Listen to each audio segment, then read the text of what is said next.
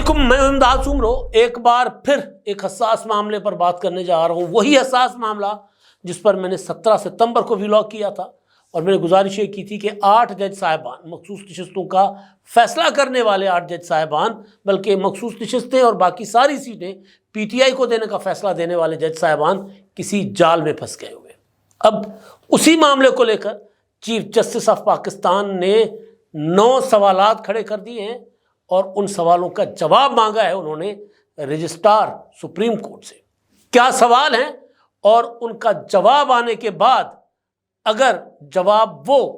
جو code of conduct کی خلاف ورزی بن گئے تو پھر ان جج صاحبان کا مستقبل کیا ہوگا. معاملہ سیدھا سادہ ہے، معاملہ ہے مخصوص نشستوں کا، معاملہ ہے تحریک انصاف کے انٹرا پارٹی الیکشن کا. انٹرا پارٹی الیکشن سے معاملہ چلا گیا مخصوص نشستوں پر. تحریک انصاف نے آزاد حیثیت میں اپنے ارکان کھڑے کیے تھے. آزاد ارکان کو کہا گیا کہ آپ نے سنی اتحاد کونسل میں جانا ہے، جو امیدوار جیت کر آئے تھے. سنی اتحاد کونسل میں جانے کے بعد سنی اتحاد کونسل نے مخصوص نشستیں مانگی. الیکشن کمیشن نے کہا کہ جی آپ مخصوص نشستوں کے حقدار نہیں ہیں، آپ نے تو الیکشن لڑا ہی نہیں ہے، بلکہ آپ کے سربراہ صاحبزادہ حامد رضا نے بھی الیکشن نہیں لڑا. اور صاحبزادہ حامد رضا نے تو الیکشن کمیشن میں چٹھی دے دی جواب میں، جو الیکشن کمیشن نے ان سے جواب مانگا تھا. انہوں نے کہا کہ جی ہم نے الیکشن لڑائی نہیں بطور سنی اتحاد کونسل، ہمارے پاس کوئی مخصوص نشستوں کی فہرستیں نہیں ہیں، تو آپ کو ہم دیں کیا. لہٰذا الیکشن کمیشن نے فیصلہ کیا تھا کہ سنی اتحاد کونسل کو مخصوص نشستیں نہیں جائیں گی. پھر انہوں نے آئین سے رہنمائی لی اور آئین یہ کہتا ہے کہ جی پولیٹیکل پارٹیز جو پارلیمانی پارٹیز ہیں ان کے درمیان مخصوص نشستیں جو ہے وہ تقسیم ہوں گی ان کے سائز کے مطابق، ان کے جو عددی اکثریت ہے اس کے مطابق. پشاور ہائی کورٹ میں پی ٹی آئی گئی، پشاور ہائی کورٹ نے یہ فیصلہ برقرار رکھا. سنی اتحاد کونسل، اور پھر سنی اتحاد کونسل گئی سپریم کورٹ میں. تو سپریم کورٹ میں گئی سنی اتحاد کونسل، لیکن چیف جسٹس منصور علی شاہ صاحب کی سربراہی میں 8 جج صاحبان نے 13 رکنی جو بینچ تھی چیف جسٹس کی سربراہی میں، ان میں 8 جج صاحبان نے اکثریتی فیصلہ دیا کہ یہ سیٹیں ساری کی ساری پی ٹی آئی کی بنتی ہیں. سوال تھا کہ پی ٹی آئی کی کیسے، تو انہوں نے پھر 187 کا سہارا لیا، مکمل انصاف کا. وہ بات بھی ٹھیک ہے، فیصلہ ہے جج صاحبان کا،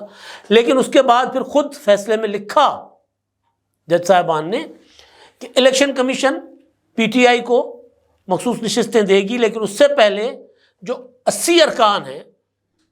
جن میں سے 39 ارکان کا الیکشن کمیشن نے فیصلہ کیا جو آزاد حیثیت میں لڑ کر آئے تھے کہ یہ ارکان تو پی ٹی آئی کے بنتے ہیں، کیونکہ انہوں نے الیکشن سے پہلے اپنے آپ کو پی ٹی آئی کا ڈکلیئر کیا تھا، سرٹیفکیٹ جمع کروایا تھا. جب پی ٹی آئی کو نشان نہیں ملا تو الیکشن کمیشن نے ان کو آزاد کر دیا. تو انہوں نے تو اپنی منشا بتا دی تھی کہ وہ پی ٹی آئی کے ہیں، لہٰذا ان کو تو پی ٹی آئی کا ڈکلیئر کر دیا جائے. الیکشن کمیشن نے اس پر عمل کر دیا. 41 ارکان کے لیے کہا گیا کہ جی ان سے سرٹیفکیٹ مانگیں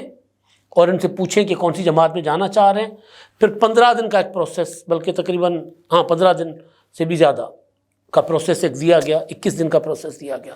اس پروسیس کے دوران ان سے پوچھ کر ان کو بھی ڈکلیئر کریں، اور اگر کوئی قباحت ہو، اگر کوئی ابہام ہو تو ہمیں لکھیں، ہم آپ کو کی رہنمائی کریں گے. الیکشن کمیشن نے فیصلے پر عمل درآمد سے پہلے ایک سی اے میں ڈالی متفرق پٹیشن کہ جی بتائیں پی ٹی آئی کا تو کوئی پارٹی کا ڈھانچہ ہی نہیں ہے تنظیمی، کون ان کا چیئرمین ہے، کون وائس چیئرمین. الیکشن کمیشن میں تو ابھی تک انٹرا پارٹی کا معاملہ ان کا چل رہا ہے. تو یہ جو چٹھیاں انہوں نے جو یہ ڈکلیریشن دیے ہیں، یہ ہم کیسے قبول کریں کہ پی ٹی آئی کے لوگ تو پی ٹی آئی کے ہیں. تو اس پر 14 ستمبر کو ہفتے کے روز، جس دن قومی اسمبلی میں اور سینٹ میں کہا جا رہا تھا کہ آئینی ترمیمی بل پیش ہوگا، اسی دن پھر 8 جج صاحبان کا ایک وضاحتی بیان آتا ہے اور اس میں الیکشن کمیشن کو کہا جاتا ہے کہ آپ نے ابھی کے ابھی فوری طور پر فیصلے پر عمل درآمد کرنا ہے 12 جولائی کے، اور آپ یہ جو ٹال مٹول سے کام لے رہے ہیں اس کا نتیجہ آپ کو بھگتنا ہوگا، آئینی نتیجہ.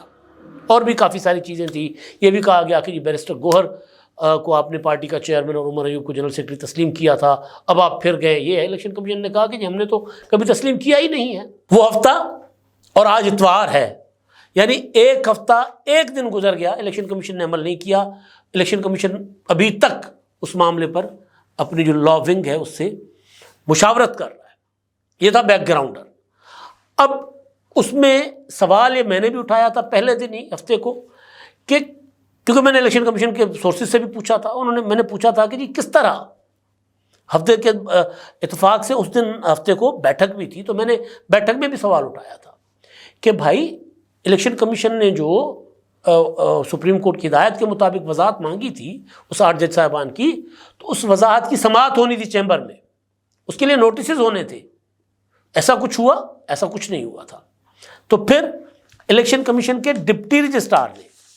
ایک نوٹ بھیجا رجسٹرار جزیلہ اسلم صاحبہ کو 14 ستمبر کو ہی،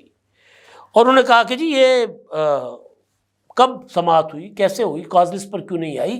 فیصلہ رجسٹرار آفس میں کیوں نہیں آیا، فیصلہ ڈائریکٹ کیسے وہ جو آرڈر تھا وہ الیکشن کمیشن کو چلا گیا، میڈیا کو چلا گیا، جو ایک پروسیجر ہوتا ہے وہ کیوں نہیں اڈاپٹ ہوا. تو اس نوٹ کے بعد چیف جسٹس آف پاکستان نے کل ایک خط لکھا ہے رجسٹرار کو، جس میں وہ لکھتے ہیں رجسٹرار کا جو نوٹ تھا اس کی کاپی اٹیچ کر کے، اور کہا جا رہا ہے کہ 14 ستمبر 2024 کو جو سی ایم اے نمبر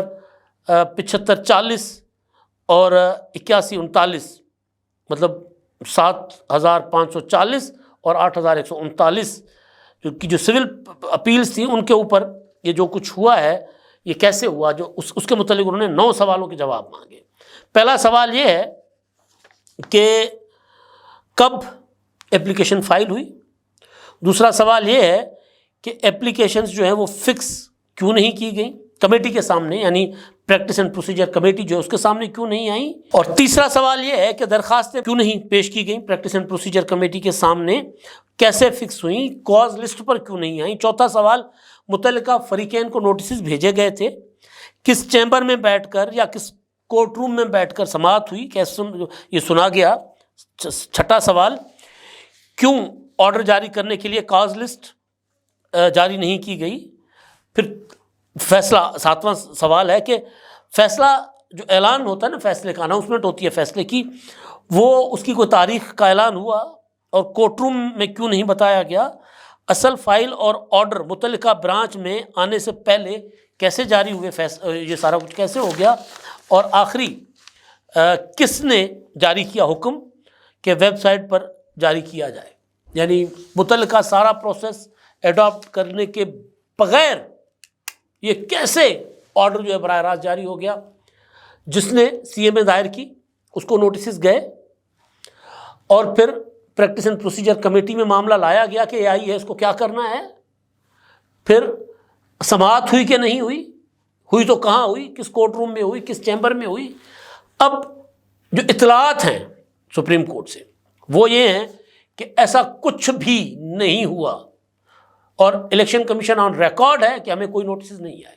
جب الیکشن کمیشن کو نوٹسز نہیں گئے تو سماعت نہیں ہوئی. جب سماعت نہیں ہوئی تو اس کا مطلب ہے کہ کوڈ آف کنڈکٹ کی خلاف ورزی ہوئی ہے. ان سوالوں کے جواب اگر سارے کے سارے نفی میں جاتے ہیں، ہم اگر کی بات کر رہا ہوں، تو پھر سوال اٹھے گا کوڈ آف کنڈکٹ کا. تو جب کوڈ آف کنڈکٹ کا سوال اٹھے گا تو کوئی نہ کوئی میاں داؤد اٹھے گا. پھر وہ کوڈ آف کنڈکٹ کی خلاف ورزی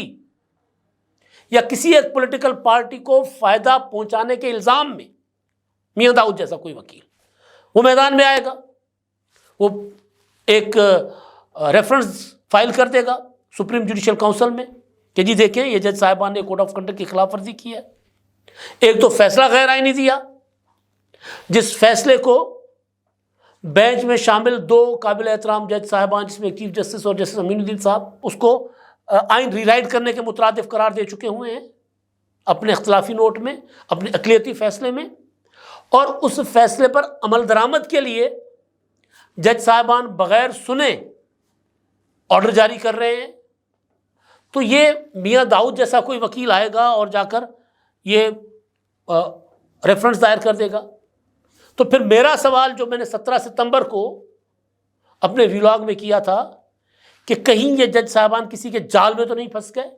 بڑے قابل احترام ہیں، منصور علی شاہ صاحب کا کریڈیبل جج رہے ہیں لاہور ہائی کورٹ میں، ان کا کوئی بندہ ایسا نہیں ہے جو منصور علی شاہ صاحب کی تعریف نہ کر رہا ہو. سوائے اس فیصلے کے منصور علی شاہ صاحب کی زندگی میں کوئی متنازع چیز اس طرح کی نہیں آئی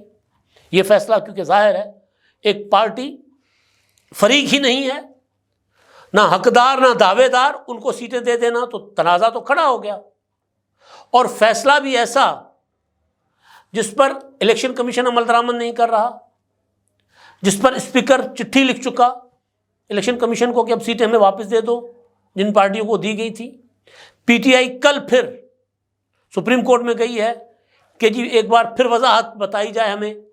کہ، اور پھر جو الیکشن کمیشن کر رہا ہے اس کو روکا جائے،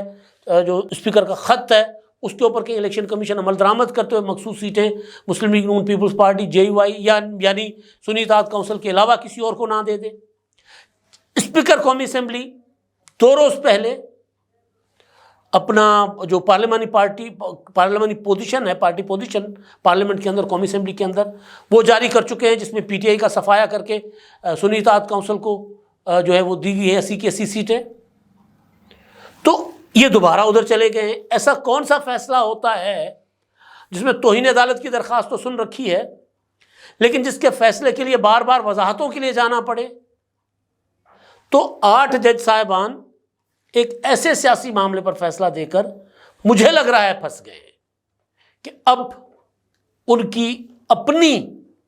ججیاں خطرے میں پڑ گئی ہیں، مجھے یوں لگ رہا ہے، کیونکہ چیف جسٹس نے ایویں نہیں چٹھی لکھی، ڈپٹی رجسٹرار نے ایویں نہیں نوٹ بھیجا تھا، پہلے ریکارڈ دیکھا گیا ہوگا کہ یہ تھرو پراپر چینل جو پروسیجر ہے وہ اڈاپٹ کیا گیا نہیں کیا گیا، کیونکہ ظاہر ہے ڈپٹی رجسٹرار ہوں، ابھی تو چیف جسٹس قاضی فائز صاحب ہیں نا،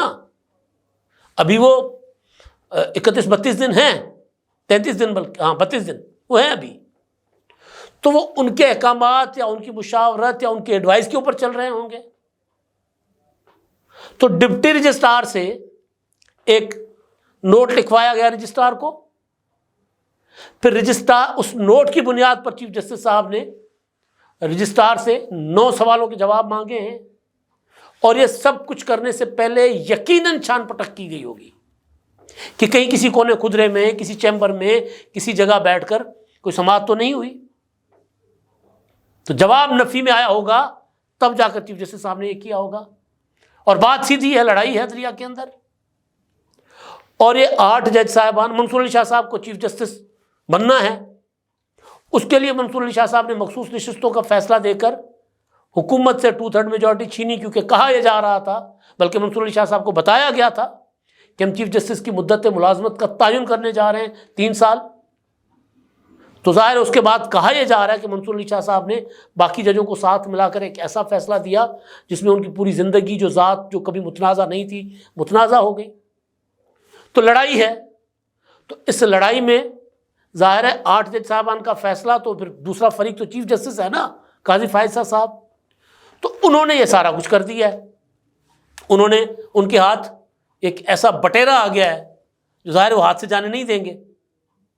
تو انہوں نے چٹھی لکھ دی ہے رجسٹرار کو، رجسٹرار کا جواب آنے کے بعد یقین جانیے ریفرنس آ جائے گا، لڑائی ہے۔ تو جو منصور علی شاہ صاحب کے لیے کہا جا رہا تھا، بلاول بھٹو زرداری صاحب نے برملا کہا کہ جی چیف جسٹس تو منصور علی شاہ ہے اگلے، اس میں کوئی شک نہیں ہے۔ عطا تارڑ وزیر اطلاعات، وزیر قانون اعظم نذیر تارڑ کہہ بیٹھے کہ نہیں جی اب تو منصور علی شاہ صاحب ہی چیف جسٹس بنیں گے، لیکن ایک بار پھر چیف جسٹس قاضی فائز عیسیٰ صاحب نے جو یہ چال چلی ہے، یا جو انہوں نے موقع فراہم کیا 8 ججوں نے، تو اس کے اوپر پھر نیلے پہ تیلا انہوں نے مار دیا، تو اس کے بعد ایک بار پھر کہا جا سکتا ہے کہ جسٹس منصور علی شاہ صاحب کی چیف جسٹسی ایک بار پھر خطرے میں پڑ گئی ہے۔ دوبارہ سوال کھڑے ہو گئے ہیں کہ منصور علی شاہ صاحب چیف جسٹس بن سکیں گے کہ نہیں، کیونکہ اب ان کے اوپر کوڈ آف کنڈکٹ یا مس کنڈکٹ کرنے کا ان کے اوپر الزام آ سکتا ہے۔ سوالوں کے جواب کا انتظار ہے، جواب جیسے ہی آئے گا تو صورتحال کلیئر ہو جائے گی، پھر کوئی نہ کوئی میاں داؤد اٹھے گا۔ اب تک کے لیے اتنا ہی، اللہ حافظ۔